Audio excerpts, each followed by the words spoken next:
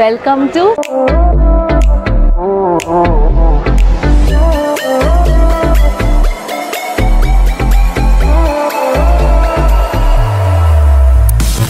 আপনারা কি ভেবেছিলেন আমি সান্দাকফুতেই থেকে গেছি?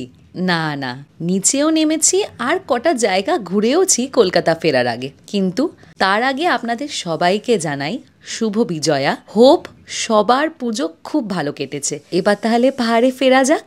Hello everyone, welcome back to my channel Uronchondi মেঘনা।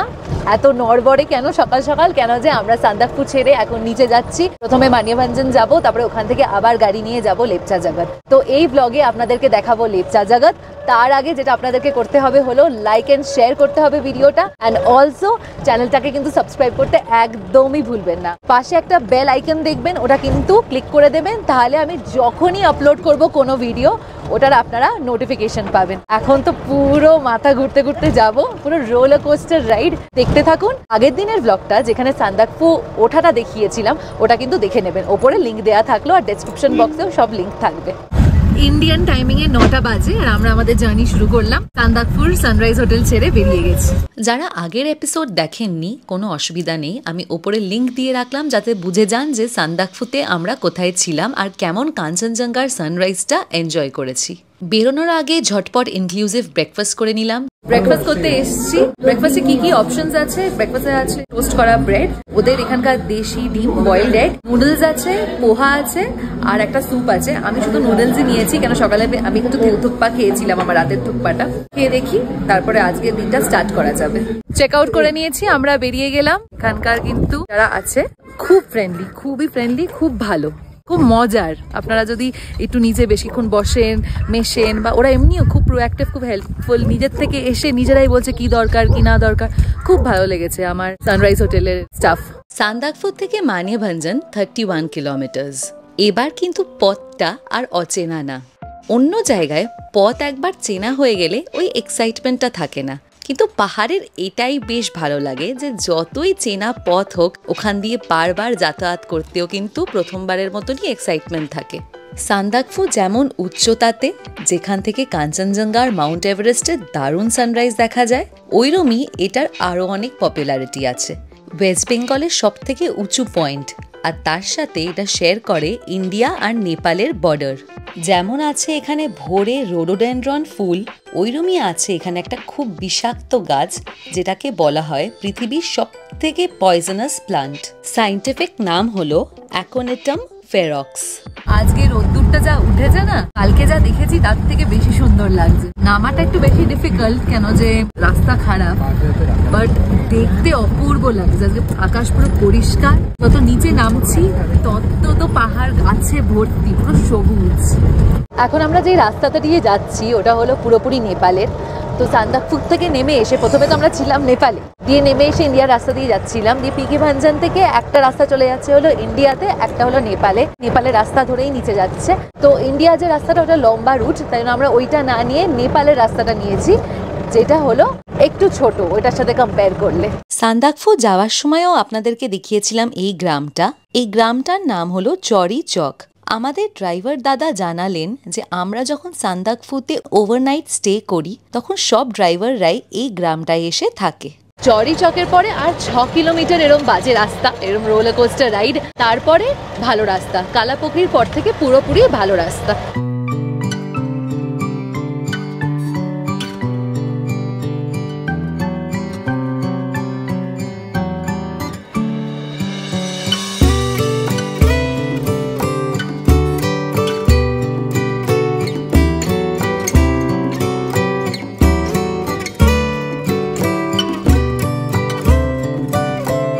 কালাপোখরি ক্রস করে গেছি আর এবার কিন্তু একদম বাঁধানো রাস্তা।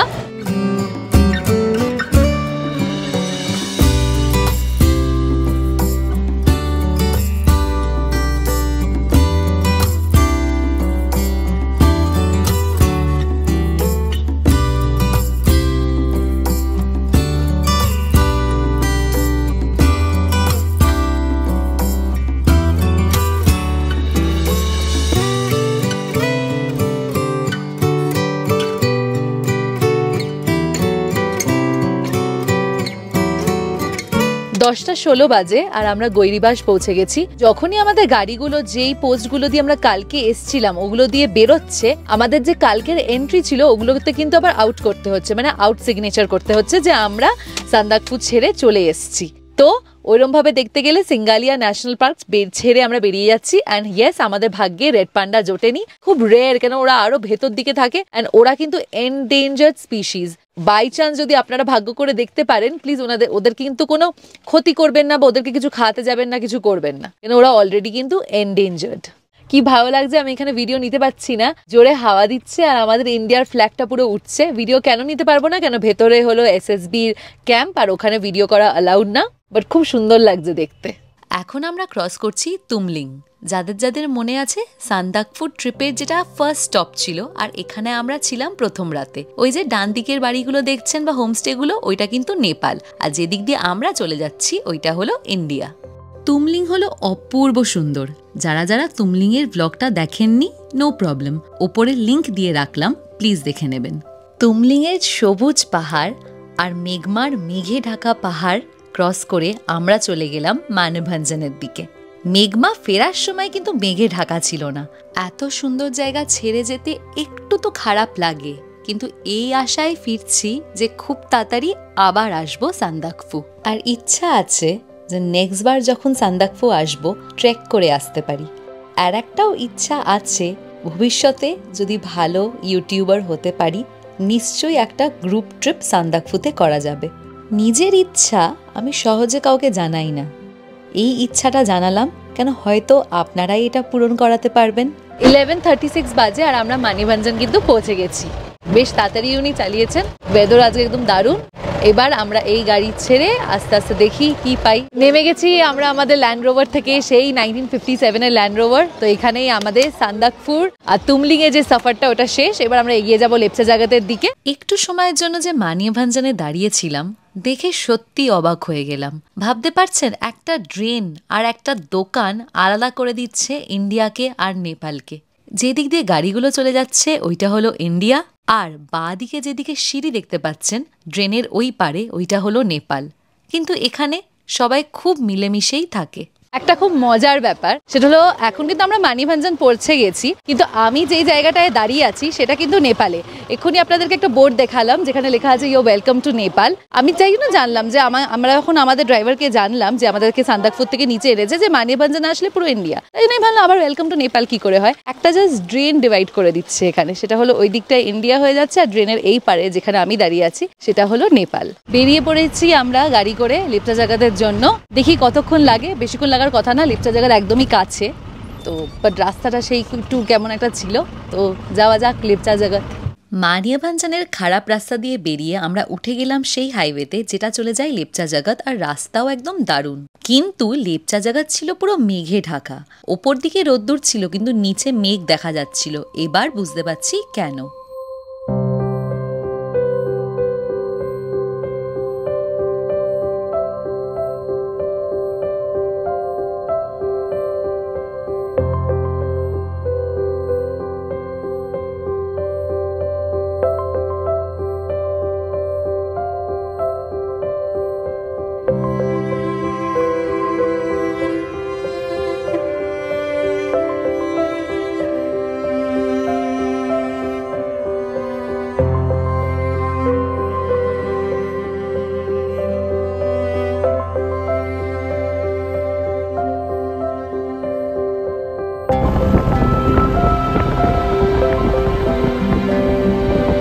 এই পাহাড়ের হাওয়াতে আর এই পাহাড়ের দৃশ্যতে সত্যি বলছি নিজেকে সব থেকে বেশি স্বাধীন মনে করি আমি। কোনো চিন্তা নেই, মনে কোনো ব্যথা নেই। পাহাড়ে আর সমুদ্রতে সত্যি নিজেকে আমরা খুঁজে পাই।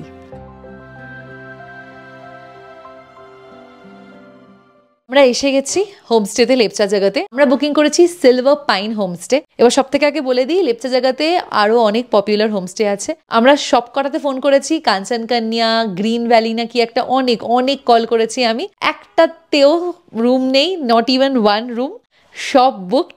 অনেক কষ্টে সিলভার পাইন হোমস্টেটা পেয়েছি। তো আপনাদেরকে দেখিয়ে দেবো কেমন, আর দামটাও আমি জানিয়ে দেবো যে পার পার্সন পার নাইট কত নিচ্ছে। আগে চলুন আপনাদেরকে রুমটা দেখিয়ে দিই। ওকে, এটা হলো দুটো বেড। এই যে এখানে বেড বেশ বড়, এটা একটা বেশ বড় রুম, অ্যাকচুয়ালি বেশ বড়। এতক্ষণ পর্যন্ত মনে হয় এটা আমাদের সব থেকে বড় রুম না। এখানে একটা টেবিল, এখানে হলো ওয়ার্ড্রোব। ওয়ার্ড্রোব খুলে আর আমি দেখছি না কেন, যে আমরা ইউজও করি না ওয়ার্ড্রোব। দেখছি কি ভিউ আছে। তো এইদিকে দুটো জানলা, এখানে একটা জানলা, আর ঠিক সোফার পিছনে এখানে আর একটা জানলা। রুমটা বেশ বড়। ও বাথরুমটাও বেশ বড়, তুমলিংয়ের মতন না, তুমলিংয়ের বাথরুমটা বিশাল ছিল। এই বাথরুমটা একবার দেখিয়ে দিচ্ছি। বাথরুম কিন্তু বড় আর পরিষ্কার, বেসিন আছে, ডাব্লিউসি আছে, আর একদম ওইদিকে সাইডে শাওয়ারও আছে। আমরা তো ওখানে থেকেছিলাম, আমি সত্যি বলছি বাথরুম পরিষ্কার, সারাক্ষণ জল আসছে, গিজার আছে, কোনো অসুবিধা হয়নি। রুম থেকে ভিউটা হলো এইটা। লেপচা জাগাত পপুলার পাইন ট্রিজের জন্য, আর আমাদের রুম থেকে দেখা যাচ্ছে পাইন গাছের জঙ্গল। এখন মেঘে ঢাকা, পরে দেখি যদি পরিষ্কার হয়। তো এটাও হোমস্টে আর এটাও সেম, ফুডিং অ্যান্ড লজিং দুটোই একসাথে। তো ফুড অ্যান্ড লজিং এর জন্য পার পার্সন এরা নিয়েছে হলো 1500 টাকা। তো আমি এখানে স্ক্রিনে দিয়ে দিচ্ছি এদের contact number, as well as per person চার্জটা আরেকবার বলে দিচ্ছি, per head 1500 food and lodging এর জন্য। বাইরে থেকে হোমস্টেটা এরম দেখতে, আর লেপচা জায়গাতের একদম রাস্তার ওপরে যেখানে পরপর হোমস্টে আছে সব, এক্স্যাক্টলি ওখানেই। আর লেপচা জায়গাতের পাইন ফরেস্টের ডিস্টেন্স এই হোমস্টের থেকে মনে হয় 50 মিটার মাত্র। এই যে একদম সামনে, হোমস্টের সামনেই দেখা যাচ্ছে পাইন ফরেস্ট। তাড়াতাড়ি করে লাঞ্চ করে নিলাম। লাঞ্চে ছিল ভাত, স্যালাড সাইডে, তার সাথে ছিল একটা বাঁধাকপি আলুর তরকারি, ডাল তো অবশ্যই, আর ছিল ডিমের কষা। লাঞ্চ করা হয়ে গেছে, খাওয়া দাওয়ার আবার সেম কথা বলবো, জানি না রাতেরটা কেমন হবে, কেন যে যেটা পরপর দুটো জায়গায় হয়েছে সেটা হলো Shikhar Lodge as well as Sunrise Hotel. দুপুরের খাবার আমার ভালো লাগেনি আমাদের কারোরই, কিন্তু রাতেরটা খুব ভালো ছিল। কালকে তো থুকপাটা জাস্ট অ্যামেজিং ছিল, অ্যামেজিং, মানে অসাধারণ। এখানেও আমি জানি না রাতেরটা কি হবে, বাট দুপুরের খাবার আমাদের ভালো লাগেনি, শুধু ডিমের ঝোলটাই ভালো ছিল, বাকি কিছুতে টেস্ট ছিল না। খাওয়া দাওয়া তো অনেক হলো, এবার ডাইজেস্টও তো করতে হবে, তাই আমরা হাঁটতে এসে গেছি লেপচা জগতের পাইন ফরেস্টে। সিলভার পাইন হোমস্টে থেকে ফিউ সেকেন্ডস হাঁটতে হবে, মানে 50 মিটারও না। আর এখানে হলো পাইন ফরেস্ট, যেটা ওখানে এসে গেছি, আপনাদেরকে দেখাচ্ছি। এক্স্যাক্টলি লামহাটা ইকো পার্ক যেমন দেখতে, যে পাইন ট্রিজগুলো, লামহাটা ইকো পার্কেরগুলো আরও বিশাল, এক্স্যাক্টলি ওরমই লাগছে। আপনারা যদি ওই ভিডিওটা না দেখে থাকেন লামহাটা ইকো পার্কেরটা, আমি ওপরে লিঙ্ক দিয়ে দেবো, এটা কিন্তু দেখে নিতে পারেন।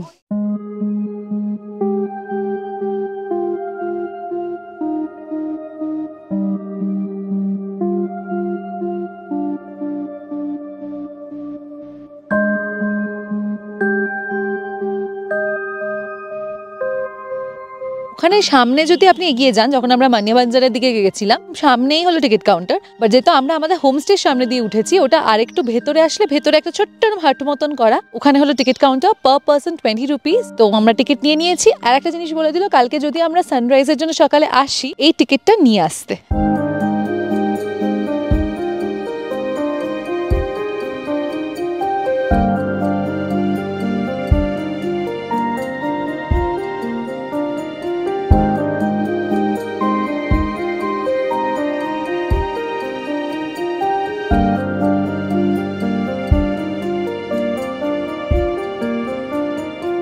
মাঝে সাঝে এই নির্জনতা খুবই ভালো লাগে।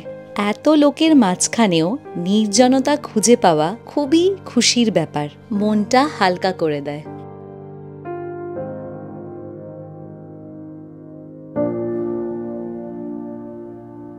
লামহাটা ইকো পার্কের মতন অত ওপরে যেতে হবে না, ওটা যেমন অসাধারণ ছিল, অনেক ওপরে গিয়ে একটা পোখরি ছিল ওপরে, খুব সুন্দর ছিল, অন্য টাইপের ছিল, আর পাইন ট্রিজগুলো অনেক বড় ছিল। লেপচা জায়গাতে ওইরকম বড় না, ট্রেকটাও একদমই না, মানে কিছুই না, হার্ডলি জাস্ট কটা সিঁড়ি গুনে ওটা উঠে আসলেই দারুণ ভিউ পাওয়া যায়। আর দূরে কিন্তু দার্জিলিং শহর দেখা যাচ্ছে, অপূর্ব সুন্দর লাগছে। আর রোদটা আছে ভালো, অতটা ক্লাউডি না, তাই জন্য বেশ প্রপারলি দেখা যাচ্ছে শহরটা। আমার ভাই খুব ভাবুক হয়ে গেছিল এখানে এসে, ভাবলো তাহলে ভালোভাবে পড়াশোনাটাই করি, যাতে এখানে একটা ভালো হোটেল বানাতে পারি।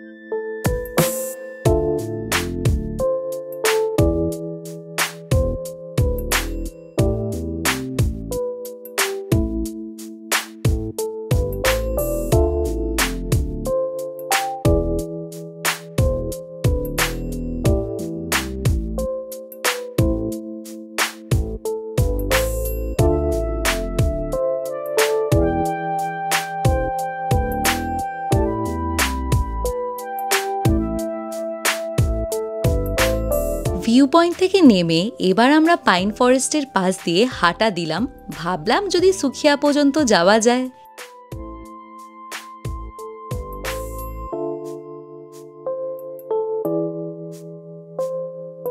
লেপচা জায়গাতের পাইন ফরেস্টের পাশ দিয়ে আমরা এখন হেঁটে হেঁটে যাচ্ছি।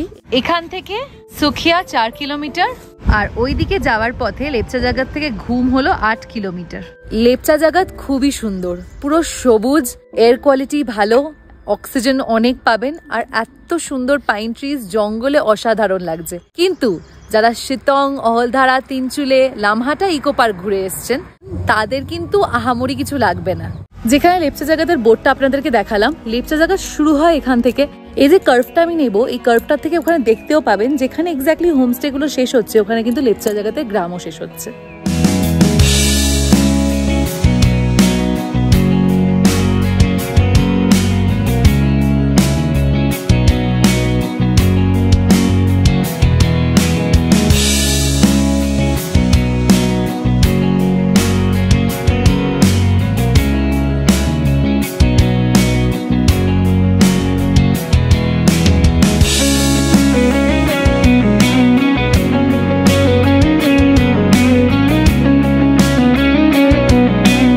লেপচা জায়গাতে হোমস্টে ভর্তি। আমি তো হাঁটতে হাঁটতে যে কটার নাম্বার দেখতে পাচ্ছি, একটা খুব নাম করা গ্রিন ভ্যালি, ওখানে কল করেছিলাম, পুরো ফুল ছিল, বাট নাম্বারটা আবার স্ক্রিনে আমি দিয়ে দিচ্ছি।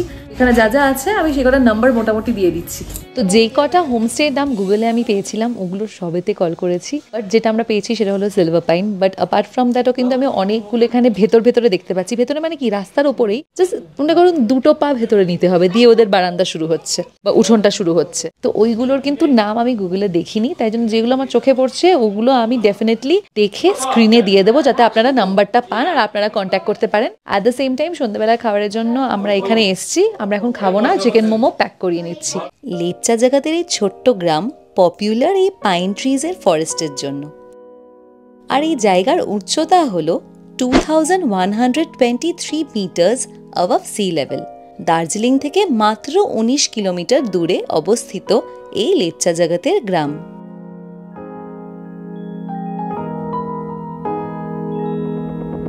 যেই হোমস্টেটায় এসে আমরা মোমো প্যাক করাচ্ছি, ওদের ছাদ থেকে দারুণ ভিউ, পুরো পাইন ফরেস্ট এই দিকটা অ্যাজ ওয়েল অ্যাজ পিছন দিকটায়।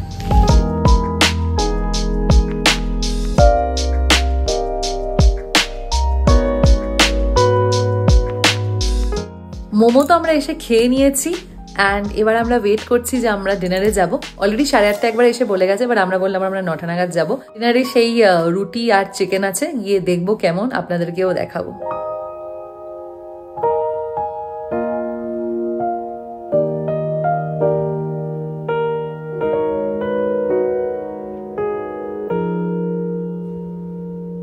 এসে গেছি আমরা খেতে। চোখে আমাদের সবার খুব ঘুম, কেন আজকে আমাদের একদম রিল্যাক্সিং ডে ছিল। শুধু একটা ভিউ পয়েন্ট দেখেছি, লেপচা জায়গার ভিউ পয়েন্ট, আর তারপরে হেঁটে সব রুমের মধ্যেই বসে আছি। আর ফাইনালি সব থেকে ইম্পর্টেন্ট হলো আজকে আমরা নেটওয়ার্ক একটু পেয়েছি, একটু ওয়াইফাই চলছে, তো আমরা ওটা একটু ইউটিলাইজ করছি ফ্যামিলি মেম্বারসদেরকে কল ফল করে। তো যাই হোক, খাবারটা খেয়ে দেখবো কেমন, এখন আসেনি, খাবারটা আসুক।